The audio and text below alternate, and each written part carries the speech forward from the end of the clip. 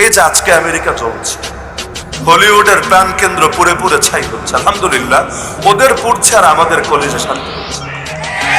Trump বলেছিল গাজাকে একেবারে bombing করে পুড়িয়ে ছাই করে দিবে। আরে গাজার বাচ্চারা আর কিচ্ছু না পারলো, বিচার তো দিয়েছে আল্লাহকে।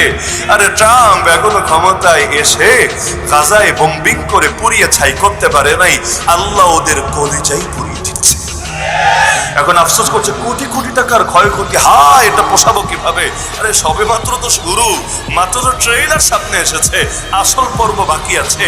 তোরা পড়বি, এমন পড়া পড়বি, শুধু দুনিয়ায় না আখিরাতেও পড়বি। আর তোদেরকে পড়তে দেখে না মুমিনদের কলেজে সেদিন শান্ত হবে।